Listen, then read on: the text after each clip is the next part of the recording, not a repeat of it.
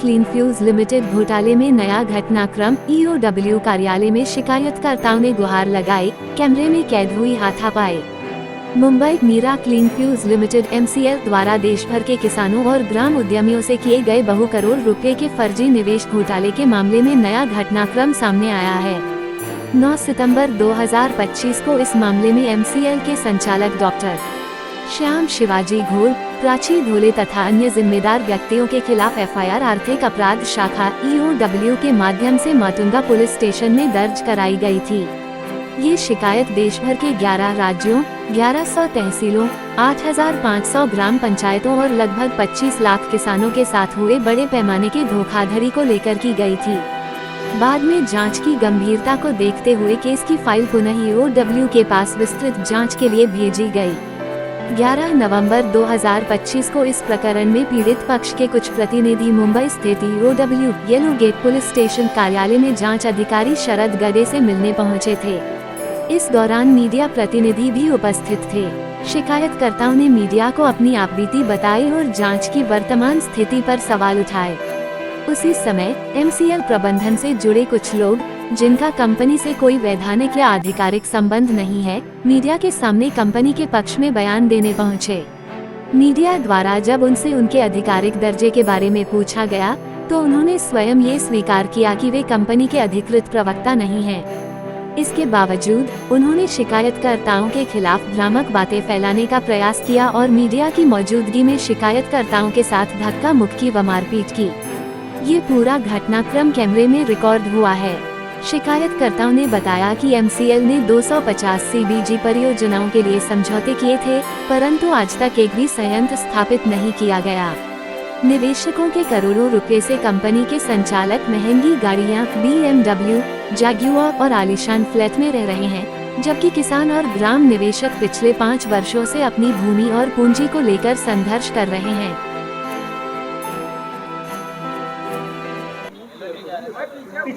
पीछे जाए यार, 4 जन हो इसी। हाँ, सबसे पहले अपना नाम बताइए। मेरा नाम है कार्तिक रावल। कार्तिक जी, क्या मामला है? आज आप लोग यहाँ पे EOW में आए हुए हैं, yellow gate police station. Technically हा जो विषय आहे तो Mira clean fuels limited company याच्या विरुद्ध आमची तक्रार आहे। यांचे डायरेक्टरनी पॅन इंडिया करोडो रुपये जमा केले आणि हा फक्त महाराष्ट्राचा विषय नाही आहे, भारतातले कमीत कमी 12 राज्यात हा विषय आहे। म्हणून मी जे पुढचं बोलणार आहे ते हिंदीत बोलणार आहे, कारण भारतभर हा मेसेज गेला पाहिजे। तो technically there is a company जिसका नाम है मीरा क्लीन फ्यूज लिमिटेड। 2017-18 में ये कंपनी ने एक बिजनेस मॉडल प्रमोट किया था। इसके जो चीफ मेन व्यक्ति है वो है डॉक्टर श्याम शिवाजी घोलप, जो तभी एडिशनल डेप्यूटी कलेक्टर मुंबई सबब बांद्रा कलेक्टर ऑफिस में वो कार्यान्वित थे। और उन्होंने लोगों को ये बोला कि आप लोग हमारे पास 10 लाख रुपया निवेश करो, डायरेक्ट करो या लोगों को मिला के करो। उन लोगों को कंपनी के शेयर देंगे, 2 साल बाद हम बाईबैक करके डबल पैसा देंगे, और उसके अलावा आपको तहसील देंगे और तहसील में 50 करोड़ का बायो CNG यानी CBG का प्रोजेक्ट लगाएंगे। ये उनका टोटल बिजनेस मॉडल था। क्योंकि वो कलेक्टर थे, एजुकेशन डॉक्टर का था, तो लोगों ने उन पर विश्वास किया और विश्वास करके लोगों ने उनके पास कंपनी में पैसे दिए, जो उन्होंने उनकी माताजी के नाम पे, मीरा शिवाजी घोलप के नाम पे लिए। धीरे धीरे चीज़ चली। उस समय पे महाराष्ट्र के रोहा में, कोलाड में एक प्लांट था उनका, जो दुनिया का सबसे एडवांस 4 स्टेज डाइजेस्टर का हमारा CBG प्लांट है, ऐसा वो बोलते थे और बहुत लोगों को दिखाया भी था। बट वो ऑपरेशनल तभी नहीं था। सिर्फ एक बार हम गए थे, तभी उन्होंने कुछ गाड़ियों में, हमारी गाड़ी में CNG भर के दिखाया था, मगर अदर देन दैट वो प्लांट बंद था। ये इन्होंने इस तरह से शुरुआत की और फिर उन्होंने 250 एग्रीमेंट किए कि 250 तहसीलों में वो CBG प्रोजेक्ट लगाएंगे। ये 2020 में हुए, 2021 में हुए, मगर एक भी प्रोजेक्ट लगा नहीं। और इसके बाद लोगों ने जब पूछना शुरू किया तो ये लोग और एक ऑप्शन लेके आए, बायोकोल प्रोजेक्ट, कि हम बायोकोल प्रोजेक्ट हर तहसील में लगाएंगे। अभी CBG को टाइम लग रहा है और उसके लिए पैसा हम देंगे। और इस तरह से उन्होंने लोगों को बोला कि हम मशीन देंगे और हम बाकी का काम करेंगे और आप लोग भी कुछ करो। तो 150 लोगों ने ज़मीनें ली, CNG के लिए भी 150 लोगों ने ली, एनए कराया, भाड़े दिए, परमिशंस ली, कुछ प्रोजेक्ट के नाम के लिए काम चालू है। बट वो टेक्निकली इनका कहना था कि इनके पास हज़ारों करोड़ का इंटरनेशनल फंड है और ये फंड के आधार पे उन्होंने एक सबूत भी दिया था। इन्होंने 2020 में 19-20 में पर्ल्स एग्रो कॉरपोरेशन लिमिटेड का 26,222 करोड़ का बीड किया था, जो सेबी के पोर्टल में था। तो हमको लगा एक कलेक्टर है, इतना बड़ा पैसा है तो ये तो सबका अच्छा करेगा, मगर ये कोई पैसे थे नहीं। ये एक प्रकार से इनकी स्ट्रेटजी थी कि लोग इनके पास आए और लोग इनको पैसे दे। ऐसा सुनने में आता है कि एक कंपनी है जिसका नाम है शिक्षा प्रोकॉन प्राइवेट लिमिटेड कंपनी में इन्होंने 50-60 करोड़ डाल के वो पैसे भी शायद हमको ऐसा मानना है विदेश में भेज दिए या फिर हवाला किया हुआ। उसकी इंक्वायरी आज तक हुई नहीं है। हमने बहुत बार पूछने की कोशिश की, कभी सच बताया नहीं है। हमने बहुत सारे इन्वेस्टर लाए कि आपके पास पैसा नहीं है तो आप दूसरों से ले लो, तो इन्होंने बोला नहीं हमारे पास बहुत पैसा है, हमको पैसा नहीं चाहिए। पहले तो हमको लगा था सचमुच पैसा होगा इसलिए नहीं ले रहे, मगर फिर पता चला कि क्योंकि इन्होंने पैसे का मिसयूज किया है। खुद BMW X7 गाड़ी लोगों के पैसे से लेके घूमते थे। एग्जीक्यूटिव डायरेक्टर प्राची डोले जो है वो जगवार गाड़ी लेके घूमती थी। 5 लाख भाड़े के फ्लैट में रहते थे, गरीब लोगों के पैसे से, किसानों के पैसे से। तो ये छुपाने के लिए उन्होंने किसी को एंट्री नहीं दी कंपनी में। अल्टीमेटली बायोकोल में लोगों के पैसे से ही कुछ जगह पे इन्होंने मशीनरी दी, मगर वो भी आधी अधूरी। 2-3 लोगों ने अपने पैसे लगा के, करोड़ों लगा के प्लांट चालू किए, बाकी सारे प्लांट बंद है। वो भी बच्चे लोग जो युवा किसान है वो करोड़ों के कर्जे में चले गए। लोगों की प्रतिष्ठा, इज्जत खराब हो गई है। लोग अपने गांव में मुंह दिखाने के लायक नहीं रहे हैं। और ये आदमी पिछले 2.5 साल से कंटिन्यूस, ये लोग और इनके लोग ये कहते हैं कि 24 घंटे में पैसा आ जाएगा, 28 घंटे में आ जाएगा, 72 घंटे में आ जाएगा, सोमवार को आ जाएगा, शुक्रवार को आ जाएगा। कम से कम 100 बार इन्होंने कहा है कि हमारे अकाउंट में पैसे आ गए हैं, मगर आज तक किसी को दिए नहीं। मामला आप लोगों ने कहाँ पे दर्ज कराया था शुरुआत में, और अभी क्या स्टेटस है? मामला हमने दर्ज कराया था पहले माटुंगा पुलिस स्टेशन में, मगर माटुंगा पुलिस स्टेशन में से प्रॉपर एक्शन नहीं हो रही। तो इसी तरह से हम 100-150 लोग वहाँ पे गए थे और मीडिया आया था, तब जाके DCP मैडम ने उसका संज्ञान लिया और उसको EOW में फॉरवर्ड किया। टोटल कितने करोड़ का मामला अभी तक? देखो, ओवरऑल तो कम से कम 400-500 करोड़ का ये मैटर है, कम से कम। उससे अधिक होगा तो हमको पता नहीं है। और ये जब EOW में आया तब मेन कंप्लेनेंट थे सतीश खोड़वे, उन्होंने सारा डॉक्यूमेंट दिया था, बाकी लोग अटैच किए थे। मगर जब अप्रूवल आया पहली बार, जो 1-1.5 महीना लगा, तो सतीश खोड़वे को इन्होंने मैनेज किया पैसा दिखा के, तो वो पीछे हट गए। और वो आज कंपनी के समर्थन में बातें कर रहे हैं कि हम कंपनी के साथ है, कंपनी अच्छी है, ये है वो है, जबकि वो अपने पैसे निकाल चुके। दूसरा, उसके बाद जगदीश पाइगन सर ने, हमने सबने कंप्लेन की है, ऐसा नहीं कि किसी एक की है। और उसके बाद में फिर अप्रूवल आया, फिर माटुंगा पुलिस स्टेशन में EOW MPID के अंतर्गत FIR हुई 9 सितंबर को। टोटल कितने लोग शिकायत करता है? कम से कम अभी तक में 150 लोग शिकायतकर्ता हो चुके हैं और सबने स्टेटमेंट दिया है, डॉक्यूमेंट दिया है। 40-50 करोड़ के ऊपर का क्लेम जा चुका है।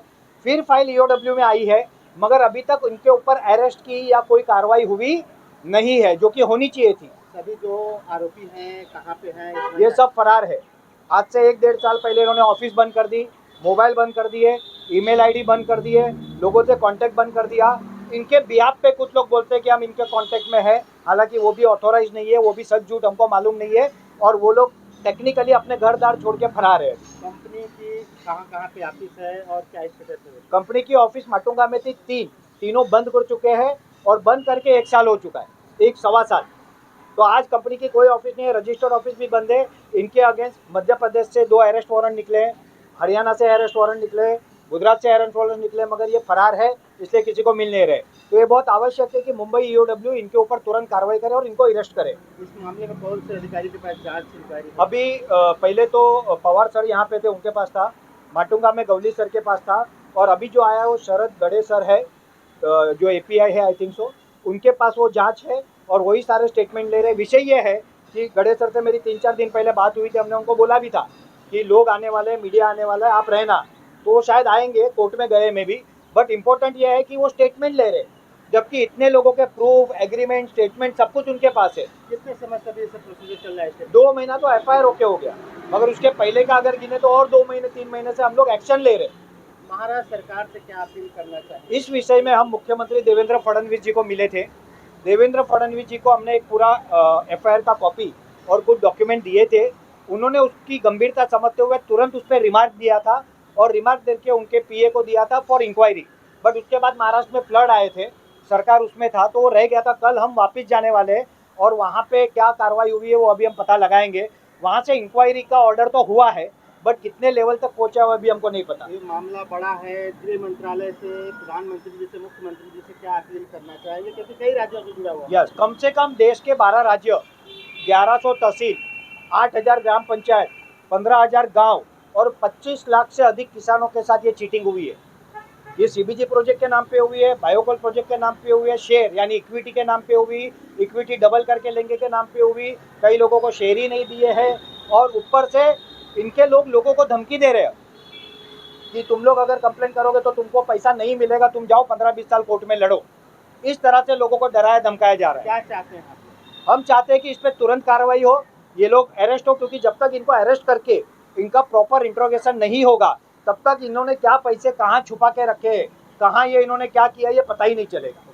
Thank you very much. हाँ, और लोग जगदीश जी क्या कहना चाहेंगे इस मामले में? सर, हम लोग पिछले 4 साल से फंड के रिगार्डिंग सर से संपर्क कर रहे हैं, तो उन्होंने पहले ही ये कहा था कि फंड ऑलरेडी आ चुका है, इसलिए हम लोगों ने एग्रीमेंट किए हैं, ऐसा उनका कहना था। लेकिन 4 साल से अगर फंड आया हुआ है तो अभी ये बात कर रहे हैं कि हमारा 2 दिन में आएगा, 4 दिन में आएगा।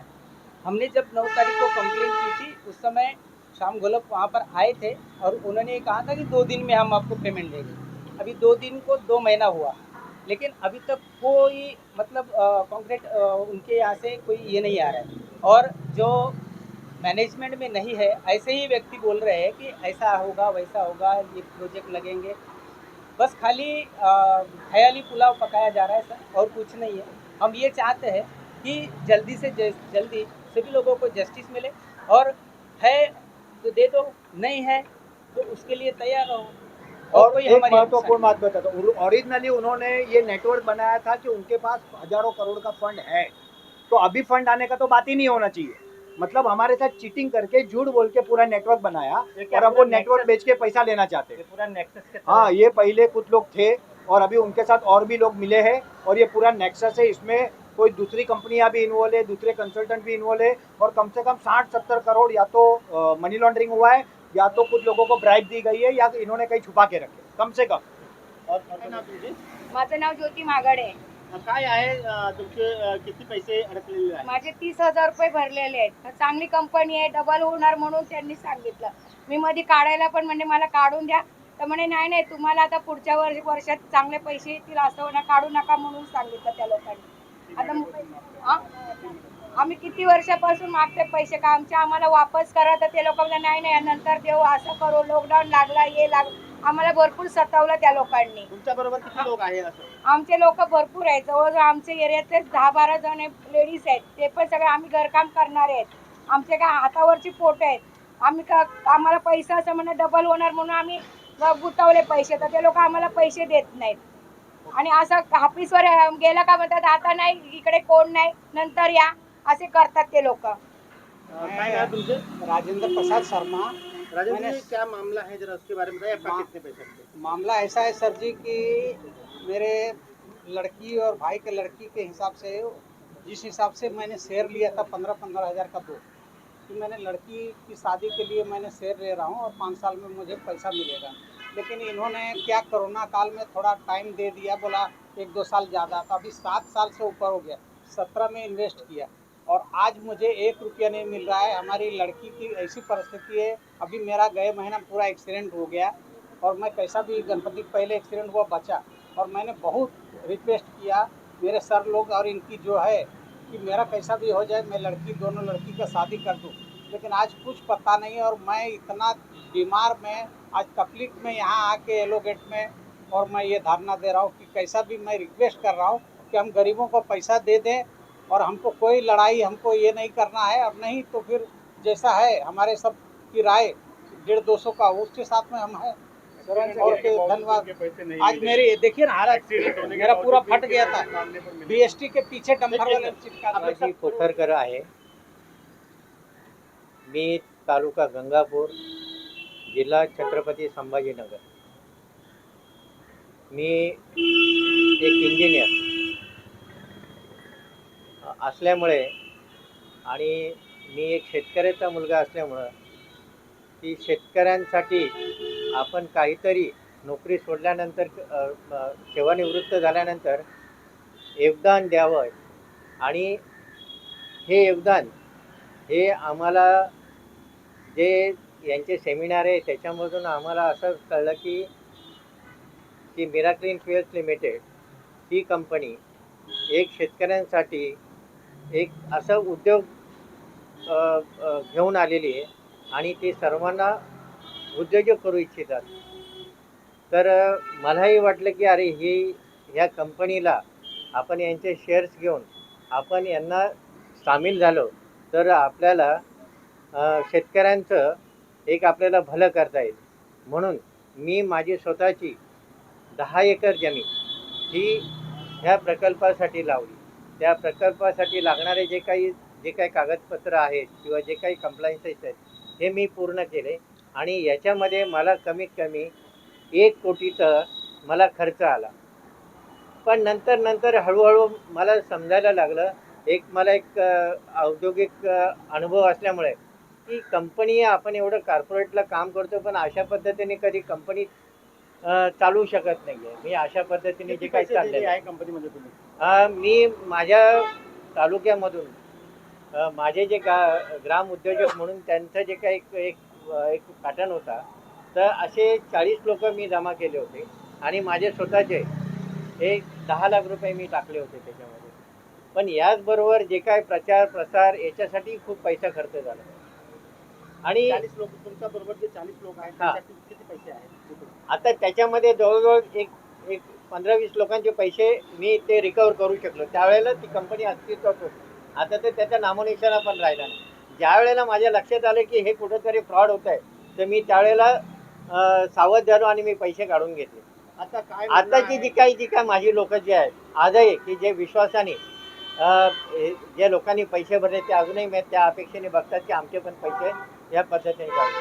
आता सिच्युएशन अशी की हे सगळं काय यांनी ईमेल बंद केले, कम्युनिकेशनचे जे संपर्क नंबर बंद केलेले. सरकारबरोबर काय मागणी करणार? आता सरकारबद्दल एवढीच मागणी करायची आहे माझी की अशा प्रकारे जे लोकांना भावनावश करून लोकांचं जे काय ब्लॅकमेल करतात याच्यासाठी एक वेगळा कायदा करायला पाहिजे. कारण अशा प्रकारे जे काही योजना येतात, स्कीम येतात आणि या स्कीमच्या अंतर्गत गोरगरीब लोकांना फसवणूक केली जाते. तर याच्यासाठी एक चांगला एक निश्चित कायदा असायला पाहिजे. लोक काय होतात की आम्ही सुद्धा एक भावनेच्या भरात जाऊन शेतकऱ्यांचं काहीतरी भलं होत आहे म्हणून आम्ही योगदान देऊन माझं सर्वस्व त्याला लावले. जवळजवळ माझ्या प्रॉपर्टीची किंमत 8 कोटी आहे. अशी एवढी प्रॉपर्टी मी याच्यासाठी योगदान केलं होतं. पण हे लक्षात आल्यानंतर लवकर सावध झाल्यानंतर मी माघार जरी घेतली पण लोकांचे पैसे देण्यासाठी मला माझी स्वतःची 2 एकर जमीन विकून लोकांचे पैसे द्यावे लागले. मी अशा पद्धतीने जी काही लोकांची फसवणूक होती याला कुठला तरी एक चांगला एक कॉन्क्रीट कायदा झाला पाहिजे ही माझी सरकारला नम्र विनंती आहे. धन्यवाद.